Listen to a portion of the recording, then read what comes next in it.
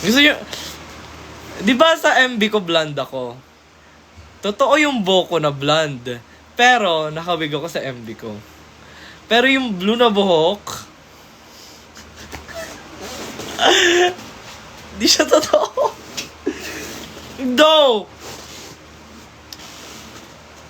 may wig ako na blue, pero nagpakulay talaga ako ng blue after namin mag-shoot ng MB. Kasi, blonde ako nun, pero nag-wig ako kasi may full scene. Tapos ayoko masira yung buhok ko. Tapos after nung shoot, nagkulay ako ng blue. Kaso na nag-fade agad. Nag-fade siya, naging gray. Kung napanood nyo yung Like Jenny ko na yung Like Jenny na cover na ginawa ko, gray yung buhok ko. Yun yung after ko magpakulay ng blue. Pero, ayun, dahil nga hindi nagtatagal yung blue sa akin, nagwi-wig na lang ako. Ito yung wig na suot ni Gian sa MB ko. Ayun.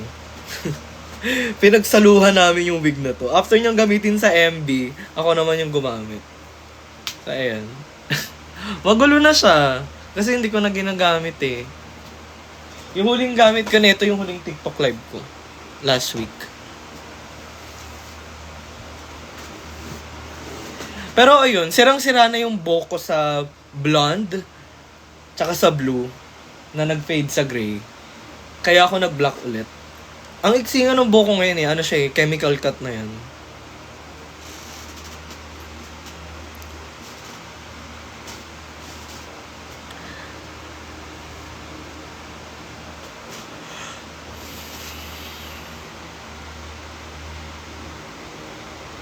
Pasali saan?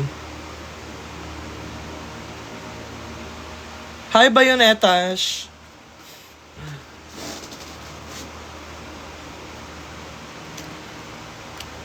Hi, Jeloy! Sali ka Station Royal. Hindi ba na ako na-invite? Hindi pa ako na-invite sa mga All-Stars. Pero open ako kung meron. If ever makatanggap ka ng call, tatanggapin ko. Kasi, syempre, ma-promote din yung music ko dun, di ba? Sure na yun. Yun naman, yun na yung pinagtutuunan ko ng pansin ngayon, yung music eh. So, parang, go lang. Sali tayo ulit Drag Race para lang makita ulit or umingi ulit yung name.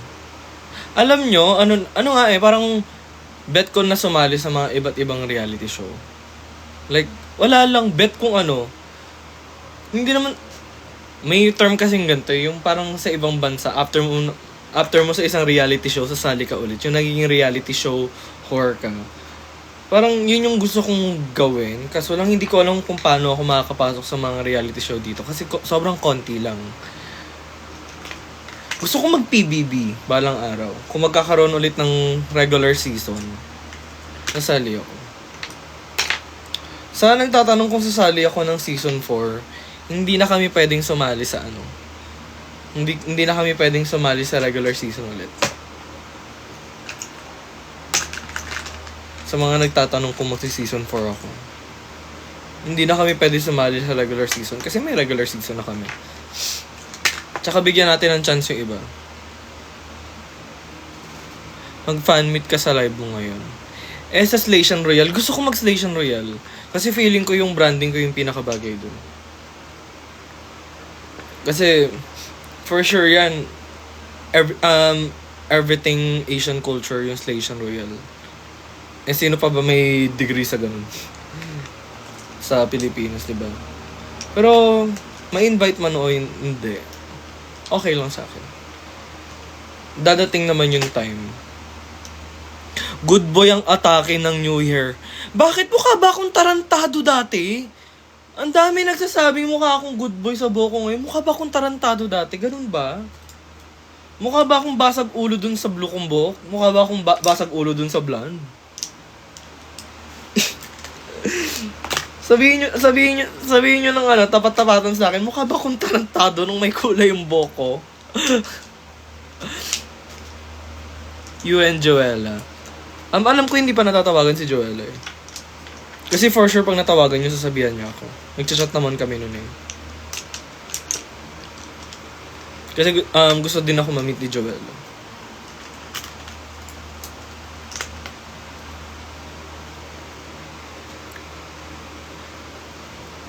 Ba't po si Angel sasali po sa season 4? Hindi nyo ba na-gets yung episode 2? Hindi nyo ba na-gets yung episode na nasalba si Angel?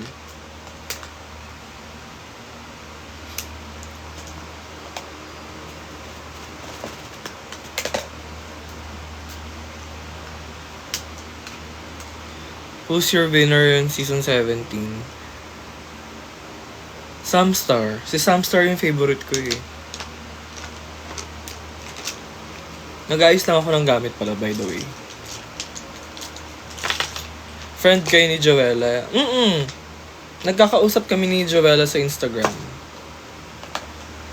Excited na nga dapat kami mag-meet kung may DragCon. Kaso lang walang DragCon dahil sa LA wildfire.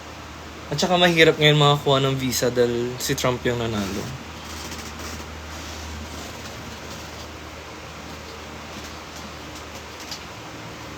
Makamukha mo daw si Nobita. Totoo. Wait lang. May pang Nobita ako na salamin. Saglit lang.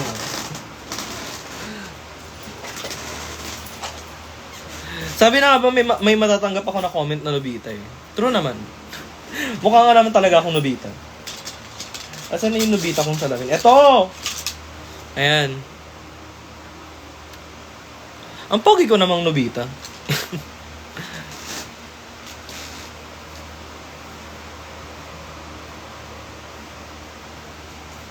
Ayan, Nobita. wala lang akong blue na sweater. Don't forget the Ella. Coachella. What's your pampapayat secret, man? Mabash ka ng 6 na buwan. Tingnan natin kung di ka papayat. Try mo magpabash sa tao ng 6 na buwan. Continuous pa nga eh. Araw-araw may natatanggap pa rin ako eh. Wait lang, lobat na ako. Shit.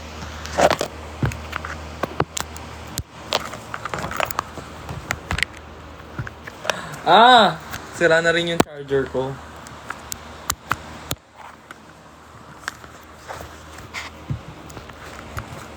Ayan, okay na. May mga confirm ba na cast? Ewan ko.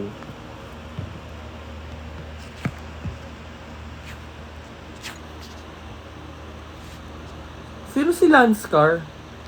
Who that?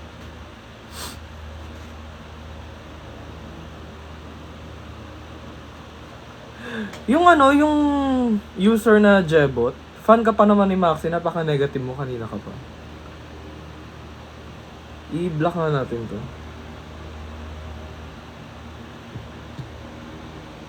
Paano ba i-block to? Ay, mute na lang. Ata. Yung mga fan ni Maxi na sobrang pangit ng ugali, pinapahiya niyo yung pangalan ng sister ko. Like, ang dami niyang fan account na gamit yung pangalan niya, pero sobrang negative mag-comment. Hindi lang sa akin pati kay Kiana, ang dami. Pati kay Tita Baby, nagko-comment sila ng negative. Napansin ko lang maraming gumagamit ng pangalan ni Maxi or ni J-Bot. Tapos, nambabash lang sila. Sa tingin nyo gusto ni Maxi yun? Namamasapot. Uy. Uy, bad yan.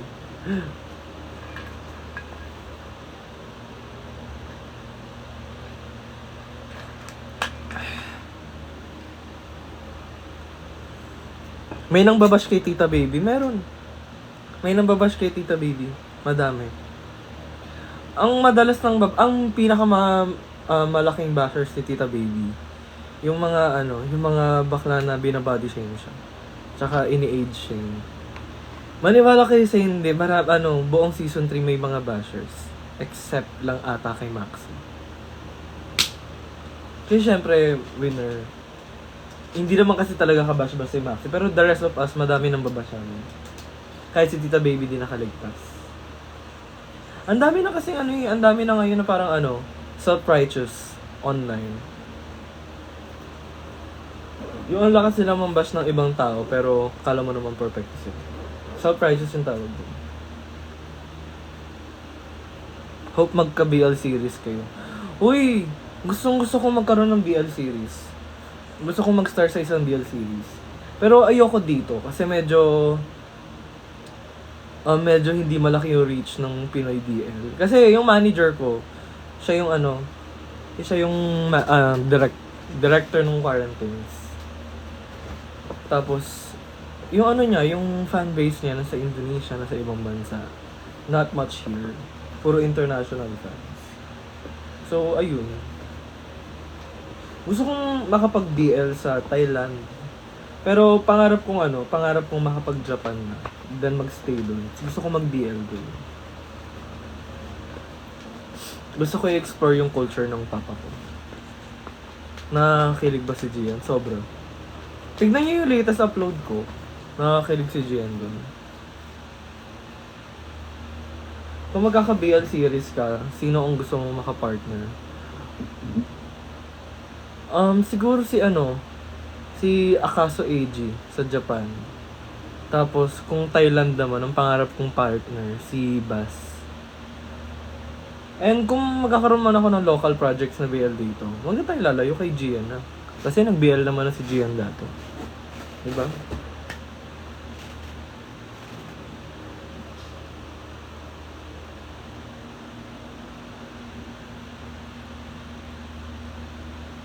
Sound trip yung Heart Pakakers. Salamat po!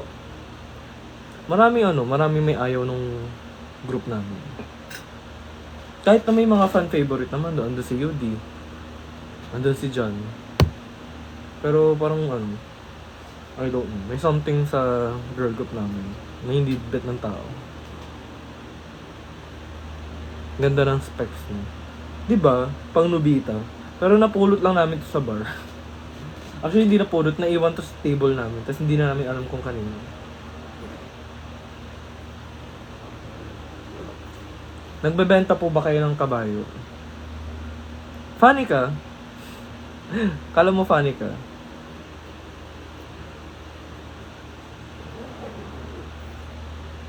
Iniiwan ka na ata ni Doraemon. Totoo bang pusa si Doraemon? Or aso? Kasi may nakita akong AI edit ng Doraemon. Tapos pusa siya. Ano ba talaga si Doraemon? Pusa or aso? Akala ko aso siya the whole time. Ang cute mo, para kang si Nobita, diba? Nobita nga talaga eh. Hanap ako ng blue na long sleeve, tapos ako, blue collar. Bakit tandingan? Hala, hindi na ako tandingan, hindi na blue yung buhok ko. Selos na selos ako sa MB mo. Tawag doon, Edge, effective siya. Effective yung pampakilig ni Gian. J-Queen versus Plain Jane man. Gusto ko ma-meet si Plain Jane. Slandian lang kami. Ang pogi ni Plain Jane. No, ako lang ba? Si lang, kay Plain Jane lang ako na pupugian na white. Kasi usually hindi ko talaga type western features. Pero kay Plain Jane, puging-pugi ako. Kasi yung preference ko talaga is more on Asian men. Pinoy, Korean, Chinese, Japanese. Vietnamese. So, ang daming pogi na Vietnamese. Gusto ko makapag-Vietnam one day.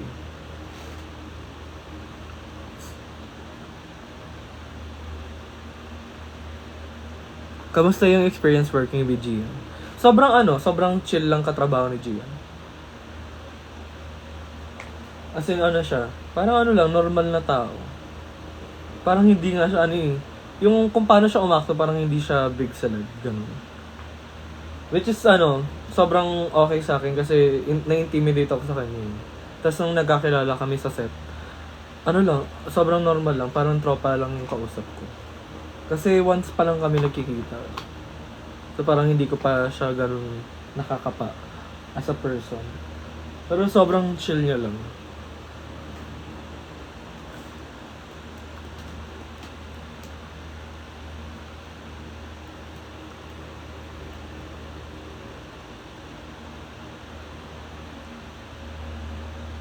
Stream bagong buwan. Tama. Ipin natin yung comment na yun. Ayan. Bakit si Gian yung naging partner mo sa MB? Like, choice mo ba talaga or nabivision mo na siya noon? Kasi yung TMI na naman. Ginamit ko pang move on yung mga kanta ng Kapop Joe.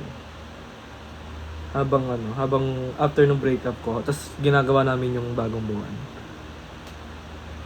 Parang nasa playlist ko yung mga kanta ng Kapop Joe. Lagi. Tapos luckily yung manager ko, kaklose na si Gian. So nakuha namin agad si Gian.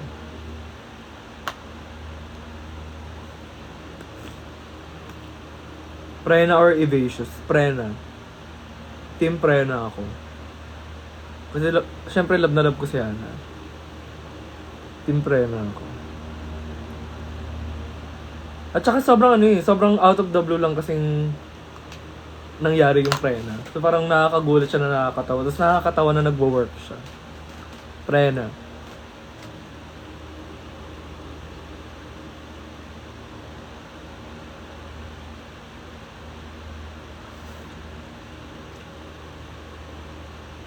Ano po skincare nyo? Yung skincare ko lang sunscreen. Bago mag-makeup, yun lang. Hindi ako mahilig mag-sunscreen kasi hindi ako mahilig mag-skincare kasi mainit. Mainitin ako na tao eh. So sunscreen lang, tas yun na yun. After mag-sunscreen, makeup na. Sige, makeup, pinaayos ko lang yung makeup. Hindi ko pa nakikita yung bagong MV ng Eunice. Kasi medyo busy. Though, nakita ko yung teasers. Para siyang lumang K-pop. Buti naman parang bumabalik na yung K-pop sa ganun. Yung medyo, parang style ng style ng second gen. Kasi ang tagal ng ang tagal ng medyo nonchalant yung kaka-focus ng K-pop sa western.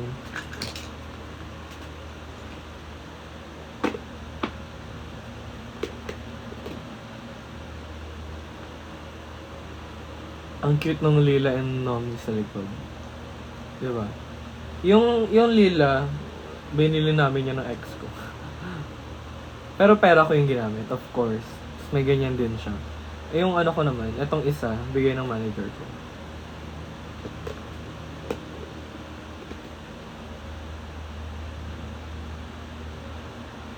Kamukha mo yung Funko Pop sa taas. Yung Funko Pop na yan, BTS V na Funko Pop. Regalo ng best friend ko.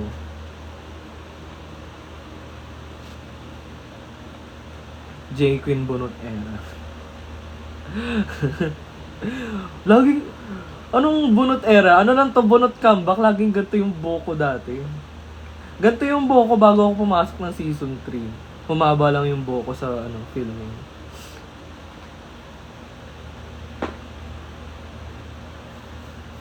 Saw you at Comic-Con, cutie in person. Thank you po. Alam niyo ba kung bakit ako lagi nasa Comic-Con? Meron akong crush na isang artist sa Comic-Con. Pinupuntahan ko siya. Na syempre, tumitingin na din ako ng art, bibili ako ng prints, bibili ako ng mga damit. Kasi mahilig ako sa mga printed na shirts. Pero syempre, may side quest ako na gusto ko makita yung crush ko sa Comic-Con.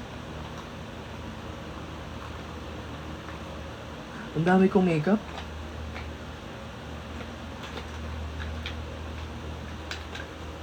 Bakit lahat ng MV nyo nakakaselos? Kasi yung mga kanta namin about love. So, syempre, alam nga naman gagawa kami ng MV tapos walang interest. Pero yung topic about love. So, talaga. Nakakaselos talaga yung kung magsiselos kayo.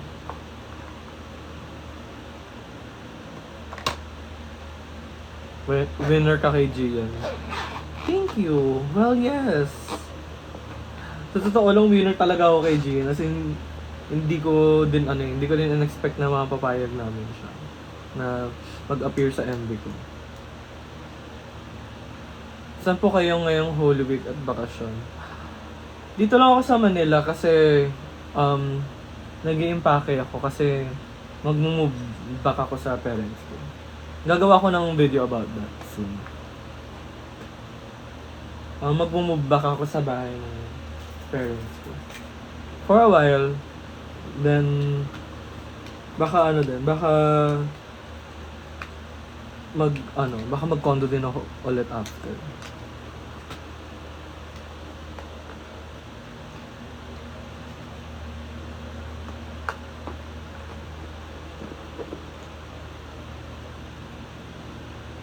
May naging kamukha ka sa Adja.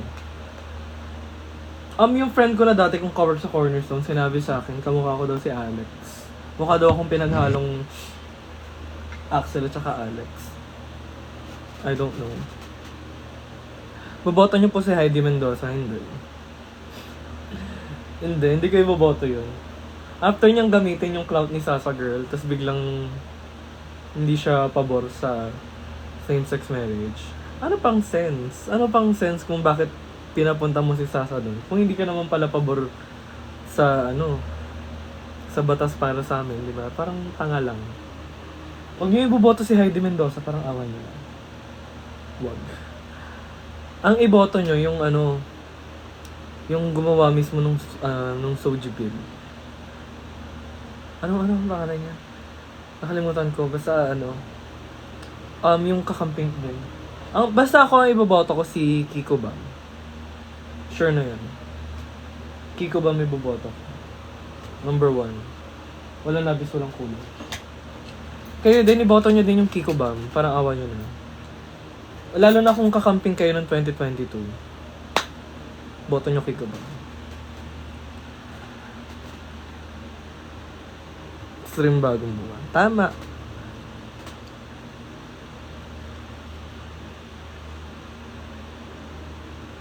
Pag pogi talaga kay Kiko Bam. Actually, nung nag-Kiko Bam kami na show, ang daming cute na staff. Maraming mga volunteers na cute. So, totoo yung maraming pogi pag Kiko Bam. Kahit naman kahit yung Lenny Kiko, ang daming pogi. Sayang nga lang may jowa ko nung time nung halala nung Lenny Kiko. Kasi after namin mag-perform sa mga Lenny Kiko rally, may mga nag-PM sa akin, sakala wala akong jowa at that time. Gusto lumandi sa rally, parang tanga.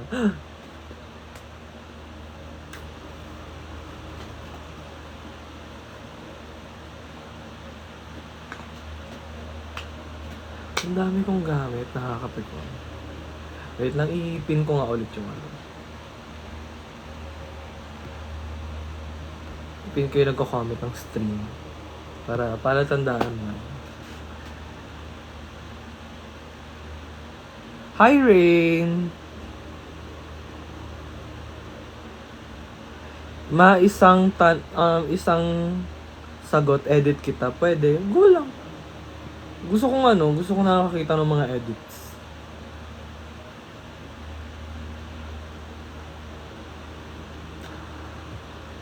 Pero in fairness, ang daming sa pag-live ko ngayon, ang daming nagpa-follow. Maraming bagong viewer. Feeling ko dahil sa black na buhok.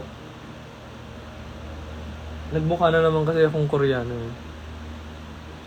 Actually, ang dami ko nakukuha ang comment na kala nila Korean ako. Kino-correct ko talaga na hindi po ako Korean, Japanese po ako. May big difference pag Japanese sa Korean. Kasi pag Japanese ka, singkit ka pero pababa yung mata mo. Pababa tsaka bilog. Kamata ko si Sakura ng La Seraphim.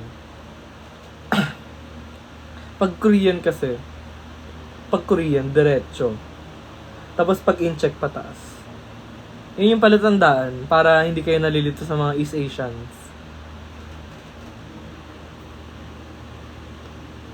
Mawa ka pa ba, Mi? Yes.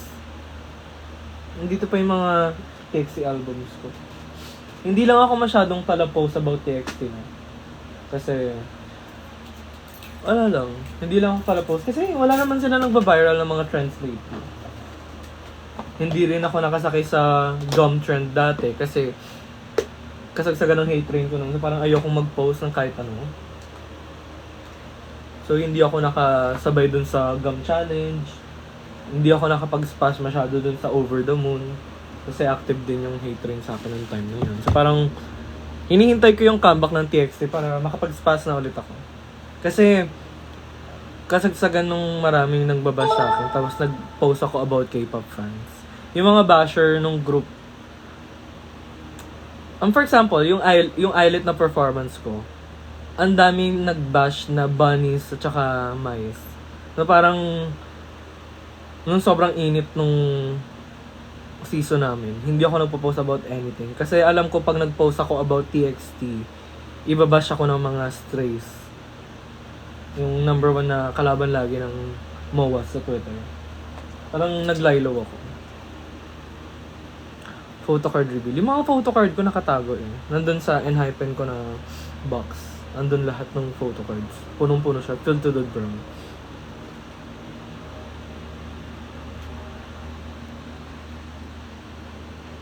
Knows mo ba kung bakit hindi na active si Lisa? May sarili ng voice si Lisa sa Canada. Hindi siya namamansin pero magkausap kami lagi. Busy yun. Nag-aaral yun. Tsaka iba kasi yung schedule ng iba yung schedule ng Canada. Ng learning system ng Canada sa Pilipinas. So hindi siya online lagi.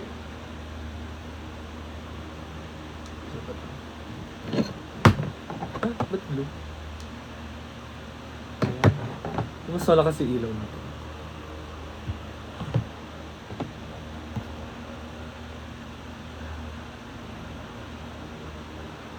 Sa kabaguan ng buwan, LSS talaga. Salamat po. Sana pagpatuloy nyo yung stream. Kasi I'm in my Nugu era. Sobrang naiwan yung music ko sa loob ng echo chamber ng Drag Race. Hindi pa ako nakakapag-branch out into P-pop. Parang pagpatuloy nyo ng supportan para makagawa ko ng bago. Kasi baka balang araw, diba? Balang araw makuha ko na yung general public. Para kang si Suno. Suno ng NCT? May Suno ba sa NCT? Wala, diba? Ano favorite K-pop group mo? TXT. MOA ako simula January 2019 nung lumabas yung concept video ni Yeonjun. Kasi day 1 pa lang MOA na ako. Actually, hindi nga day 1, hindi pa sila debuted doon, naging fan na agad ako. Kasi nagkaroon ako ng instant connection with Yeonjun sa concept photo niya. Ayun, ever since, MOA na.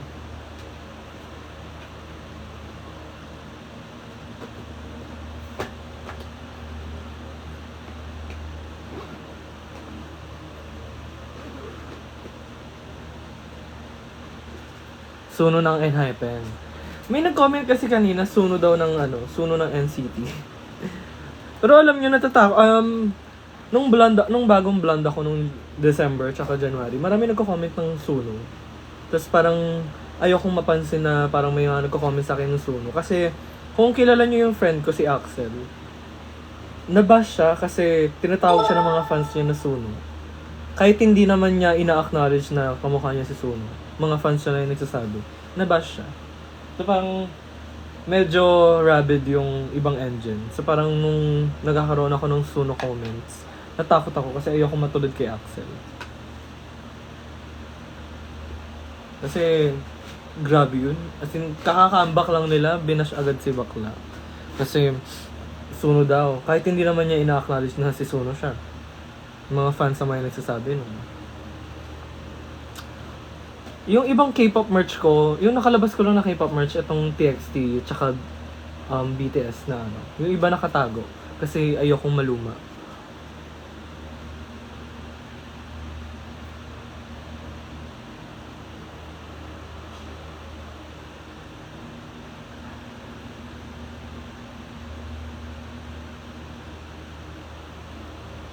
Delma sa Bashes.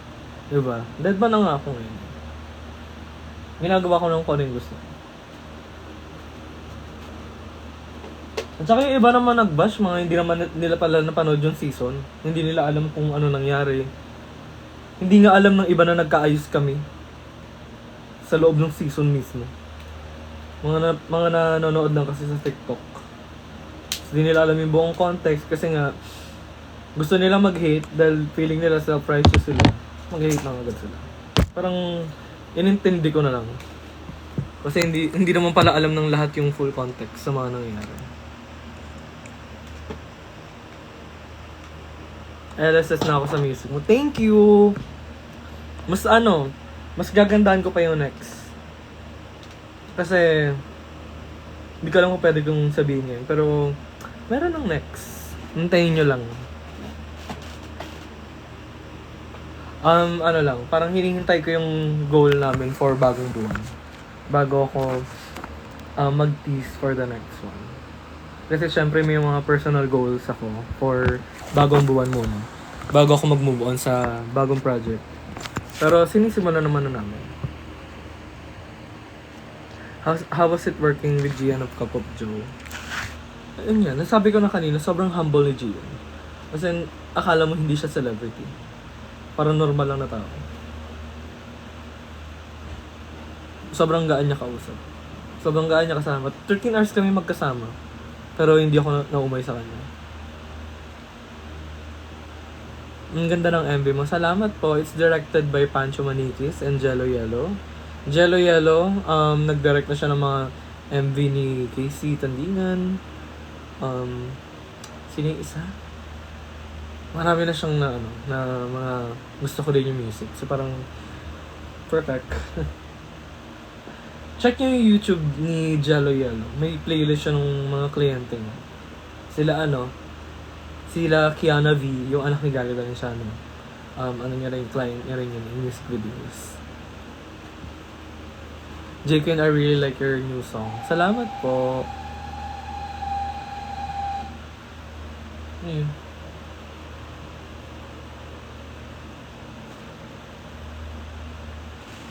Cute naman ang hair mo. Thank you. Paggabi lang ako nagpagupit, tapos kulay ako kanina kumanto. Ano nga to eh, dark brown lang dapat to eh, pero nababad ko siya ng matagal, naging black. You still look like Maki. Thank you. Alam nyo ba, schoolmate ng drag daughter ko si Maki dati. Hindi kami magkamukha dati. Mukhang Latino si Maki dati. So feeling ko dahil sa styling, kaya kami magkamukha na. Kaya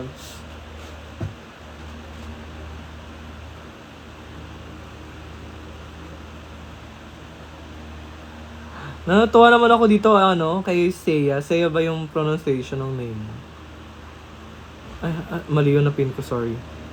I-pin ko yung comment ni Seiya. Kanina niya pa kino-comment yung stream bago naman. Pero yung napin kong comment, kung sasali ba ako ng Drag Race PH Season 4, hindi na kasi marami pang local queens. Sa kung all-star sasali ako.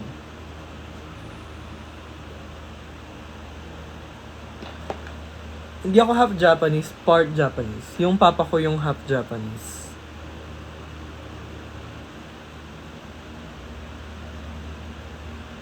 Our daughter of Tita Baby. Walang drag daughter si Tita Baby.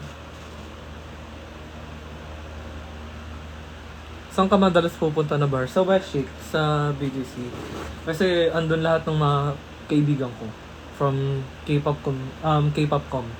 Doon sila umiinom. So parang wala akong choice, doon na din. Though I prefer Rampa. Kasi yung Rampa maluwag. Tsaka mas maraming couch. May lahi ka ba? Kakasabi ko lang nga. Part Japanese po ako.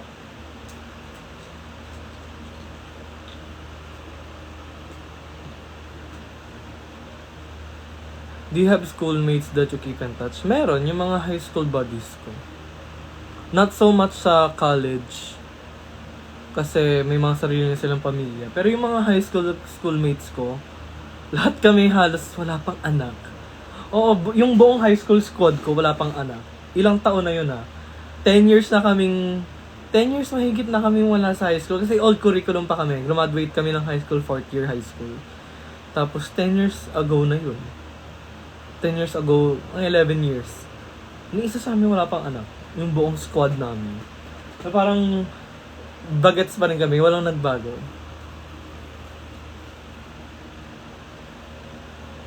So, dapat pinigilan mo si Yudi nung nag-lip-sync kayo. Hindi ko nga alam na nag-walkout siya.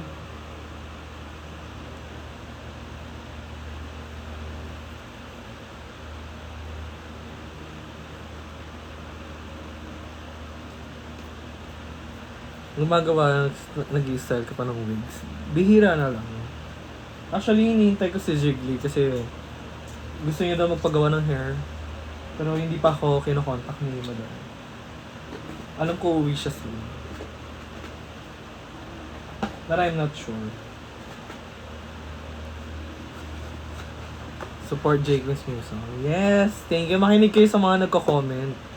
Support my new song. And music video. Kasi mas mahal yung music video.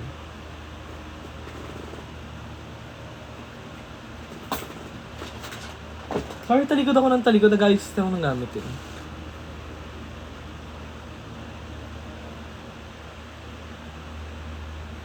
Love your MV. Thank you. Ayan, tama. Ganyan dapat yung spam. Puro stream bagong buwan. Kilig ako sa MV mo. Kahit ako kinilig ako eh. At the moment, hindi ako nung pinifilm namin yun, syempre lahat pagod. Parang roll with the punches. Nung napanood ko na yung final result, ay, grabe nakakilig si Gian.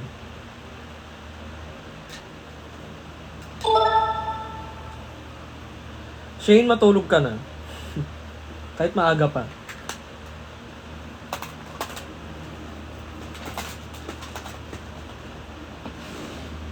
When live nyo ni Gian, hindi pa kami nakikita ni Gian.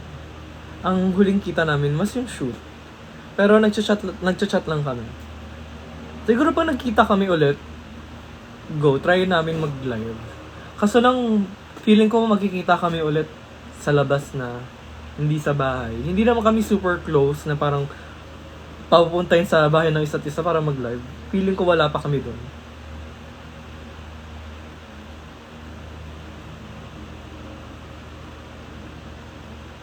Kilig na kilig ako sa part na kinis mo siya sa video. Kahit ako kinikilig ako. Kasi hindi naman lahat masasabing nakis si Gian, di ba? Hala, nagpakulay na. Surprise! Invite mo na lang siya dito. Actually, kagabi gusto ko sanang i-invite mag-live kasi ang nahiya ako. Kasi, nagpa-fan service pa siya eh. Pero try ko next time.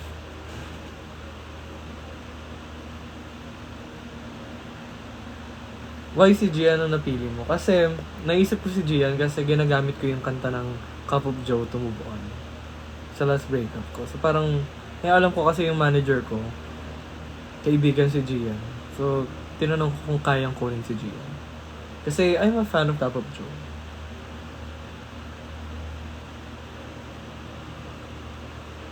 Wait lang, balik ako ng 11. May kailangan na ako i-upload ng 10 PM. Balik ako later. Baka sure naman, wag muna kayo matulog. Abangan nyo ako.